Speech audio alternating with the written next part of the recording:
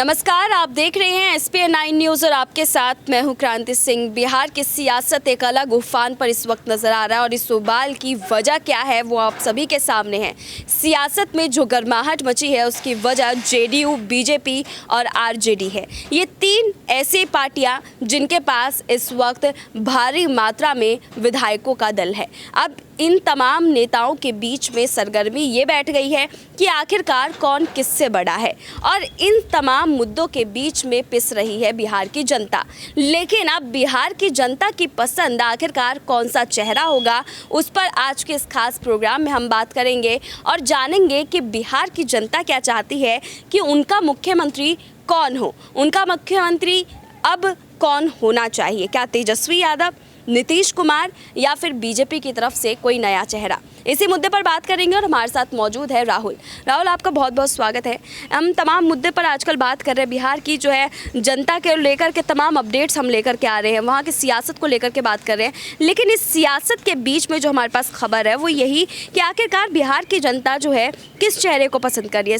हम अपने इस प्रोग्राम की शुरुआत ही इस मुद्दे से करेंगे कि आखिरकार बिहार की जनता किस चेहरे को पसंद कर रही है, तेजस्वी यादव, नीतीश कुमार या बीजेपी का कोई बड़ा चेहरा या उसके अलावा किसी और चेहरे की तरफ वो अपना रुझान रख रही है। देखिए, सबसे बड़ी बात है हम जो बिहार में इस वक्त स्थिति देख रहे हैं कि काफ़ी समय से जो माहौल है वो देखने को मिला है कि सियासी जो पारा था वो बहुत ज़्यादा आसमान पर दिख रहा था, क्योंकि काफ़ी समय पहले हमने जो काम है वो शुरू कर दिया था। हम बता भी रहे थे कि बिहार में इस तरह के हालात बने हुए। देखिए, बिहार में हम देख रहे हैं कि एक तो नीतीश कुमार, उन्हें ज़बरदस्ती मुख्यमंत्री पद पर बिठाया हुआ है।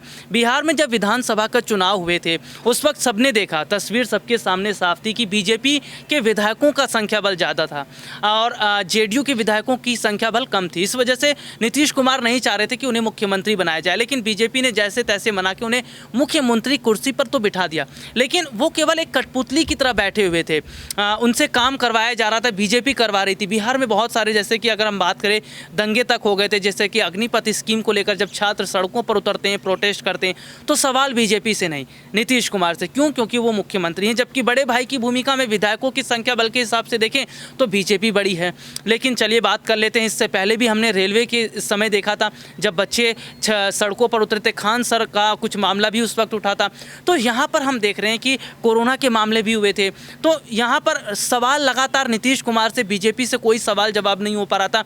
और ऐसे में हम देख रहे हैं कि नीतीश कुमार का जो कार्यकाल रहा है, जनता ज़्यादा पसंद नहीं कर रही थी। जनता जो है वो बहुत बड़े हद तक जो है ये देख रही थी कि भाई नीतीश कुमार मुख्यमंत्री पद पर रहकर काम ही नहीं कर पा रहे, क्योंकि बिहार जो है वो एक गरीब राज्य है और जाहिर सी बात है कि भाई बिहार को डेवलप करने के लिए सरकार को सबसे ज़्यादा काम करना पड़ेगा, चाहे वो रोजगार के सेक्टर में हो या स्वास्थ्य के सेक्टर में हो। इसके अलावा अगर मैं बात करूं तमाम जो सुविधाएं हैं या स्कूली सेक्टर को लेकर हो, सबसे ज़्यादा जो मेन मुद्दा है बिहार का वो रोजगार का मुद्दा है। और बिहार का ही नहीं, ये हमारे पूरे देश का मुद्दा है। लेकिन सबसे ज़्यादा हम देखते हैं कि बिहार में जो बच्चे हैं, गरीब तबके के जो बच्चे हैं, सबसे ज़्यादा वही बच्चे हैं जो दिल्ली में आते हैं। दिल्ली के मुखर्जी नगर में बच्चों को पढ़ाया जाता है, यहाँ पर UPSC जैसे एग्ज़ाम की तैयारी की जाती है। बच्चों के मन में एक सपना, जाहिर सी बात है, होता है, लेकिन वो सपना सरकार ही नहीं कर पा रही थी। केवल और केवल वही सरकार जो है मंदिर मस्जिद और वही धर्म और समुदाय में फंसी रहती है। तो यहाँ पर हम देख रहे हैं कि जो बुनियादी मुद्दे हैं, ज़मीनी स्तर के मुद्दे, उस पर काम सरकार को करना चाहिए था, लेकिन सरकार विफल रही। स्वास्थ्य सेक्टर में भी, रोजगार सेक्टर में भी। इसके अलावा हमने देखा कि तमाम ऐसी जो ज़रूरत की चीज़ें थी वो भी सरकार मुहैया नहीं कर पाई। इसलिए हम तेजस्वी यादव को इस हिसाब से देख रहे हैं कि तेजस्वी युवा है। आज के समय में जनता युवाओं पर सबसे ज़्यादा फोकस कर रही है। तेजस्वी यादव पर जनता इसलिए भी भरोसा कर रही है क्योंकि तेजस्वी यादव ने ज़मीन से जुड़कर मुद्दों को उठाने का काम किया है, जिनमें रोजगार का ही मुद्दा है। अभी हमने देखा बहुत सारे ऐसे शिक्षक थे बिहार के जो प्रदर्शन कर रहे थे। क्यों? क्योंकि उनको परमानेंट जॉब नहीं दिया गया। तो वो चाह रहे हैं कि भाई उनको कम से कम परमानेंट तो जॉब दिया जाए। बिहार सरकार ने उन्हें परमानेंट नहीं किया है। तो इसके अलावा हम देख रहे हैं कि जब जब ज़रूरत पड़ी है, छात्रों के साथ सड़कों पर नज़र आए हैं तेजस्वी यादव। टीचर जो देश का भविष्य के निर्माण करते हैं, टीचर्स, उनके साथ नज़र आए हैं। गरीबों की मदद की बात हो, उसमें हमेशा मदद के लिए नज़र आते रहे हैं। कोरोना की वजह से बिहार में सबने देखा कि अस्पतालों में क्या हालत है। बिहार में आज जरा सी बारिश नहीं होती है, अस्पतालों के अंदर पानी भर जाता है। किसकी गलती है? तो सरकार की गलती है कि सरकार इतने समय से रहकर काम क्या कर रही है। तो ये तमाम ऐसे मुद्दे हैं जिनको उठाया तेजस्वी यादव ने, और इसीलिए बिहार की जनता कह रही है कि हमें ऐसे युवा की ही ज़रूरत है जो उनके मुद्दों को उठाए, उनके मुद्दों को लेकर आगे चले। कम से कम हिंदू मुसलमान या समुदाय जैसे मुद्दों पर बात ना करके ज़मीनी स्तर के मुद्दों पर बात करें। इसीलिए हम देख रहे हैं कि बिहार में बदलाव की एक बहार चल रही है, एक हवा चल रही है। और शायद अगर जेडीयू जो है वो हाथ मिला लेती है आरजेडी के साथ, और हम देख रहे हैं कि भाई सुबह हमने खबर भी पढ़ी कि कांग्रेस जो विधायक हैं उनकी भी बैठक हुई थी आनन फानन में, तो ऐसा माना जा रहा है कि शायद बिहार में जेडीयू आरजेडी प्लस कांग्रेस हो सकता है। बिल्कुल, बिहार में गठबंधन की सरकार हो सकती है, लेकिन चेहरे के रूप में तेजस्वी यादव का नाम जो है वो जोरों पर है। आप लोग को क्या लगता है कि तेजस्वी यादव का जो नाम है जोरों पर, क्या वो सही बात है? बहरहाल इसके अगले सवाल पर चलते हैं। यहाँ पर राहुल, हम देख रहे हैं कि जो मुद्दा हमारे सामने, इस मुद्दे पर अगर गौर करेंगे तो एक और चीज़ है कि आरजेडी तो पहले से ही बिहार की सत्ता में थी, आरजेडी का नाम पहले से ही बिहार में था, और जो अभी चुनाव हुए थे उसमें सबसे ज़्यादा जो है वोट भी यहाँ पर आरजेडी को ही मिला था। लेकिन बावजूद इसके जेडीयू और बीजेपी ने मिलकर के गठबंधन की सरकार बनाई। तो क्या आरजेडी अगर चाहे तो अपने अगर मध्यवर्ती चुनाव, जिसके लिए नीतीश कुमार जो है लगातार मना करते हुए आ रहे हैं कि हमें मध्यवर्ती चुनाव नहीं चाहिए, लेकिन अगर गठबंधन टूटता है और उसके बाद किसी के साथ गठजोड़ नहीं होता है और मध्यवर्ती चुनाव हो जाते हैं, तो क्या यहाँ पर आरजेडी अकेले ही जीत जो है अपने नाम कर सकती है? देखिए, आरजेडी की अगर हम बात करें तो विधायकों का संख्या बल उनके साथ अच्छा है।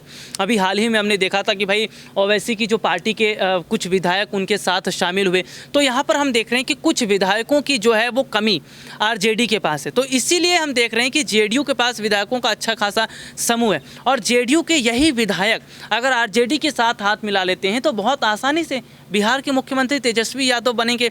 लेकिन यहाँ पर हम क्या देख रहे हैं कि जेडीयू में जो विधायक हैं उनको भी तोड़ने का काम किया जा रहा है। आरसीपी सिंह ने एक बड़ा बयान दिया, उन्होंने इस तरह की अफवाह उड़ा दी है। खैर मुझे नहीं पता कि वो अफवाह कितनी सच है या गलत है। उन्होंने ये अफवाह उड़ाई है कि भाई जेडीयू के ज़्यादातर विधायक उनके संपर्क में, वो इसलिए कहा जा रहा था कि अगर वो ऐलान कर देते हैं कि मैं आरजेडी के साथ हाथ मिला रहा हूँ तो विधायक बढ़ जाएंगे तो नुकसान नीतीश कुमार को होगा। लेकिन यहाँ पर नीतीश कुमार जो है वो इस वक्त ज़्यादा कुछ बात नहीं कर रहे हैं, बहुत सोच समझकर काम कर रहे हैं, क्योंकि उन्हें पता है कि मामला इस वक्त बहुत ज़्यादा फंस चुका है, और जहाँ से उन्होंने थोड़ी बहुत भी जल्दबाजी करने की कोशिश की तो नुकसान उन्हें ही होगा, क्योंकि चौतरफा तरीके से गिर चुके।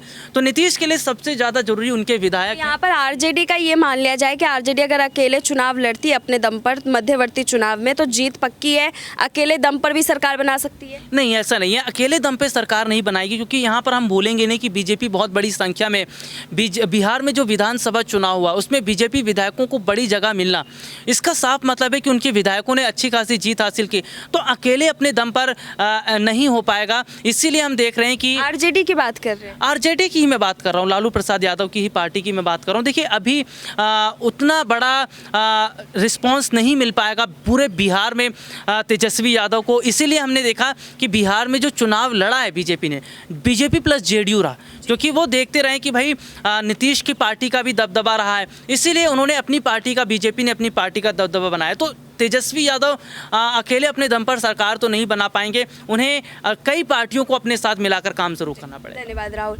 यहाँ पर देखा आपने कि अकेले दम पर तो सरकार चला नहीं सकते हैं, लेकिन फिर भी चेहरा इस रूप में सामने निकल करके आ रहा है कि जनता ज़रूर पसंद करेगी। अब तेजस्वी यादव को लेकर के आप लोग के क्या तर्क है, हमें कमेंट सेशन में ज़रूर बताइएगा। फिलहाल हमारा आज का ये प्रोग्राम आपको कैसा लगा, और इसके अलावा अन्य किस मुद्दे पर आप चाहते हैं कि हम अपना ऐसा ही प्रोग्राम लेकर के आते रहे, हमें कमेंट सेशन में बताते रहिएगा। आज के लिए बस इतना ही। देश दुनिया की तमाम बड़ी खबरों के लिए देखते रहिए SPN9 न्यूज़।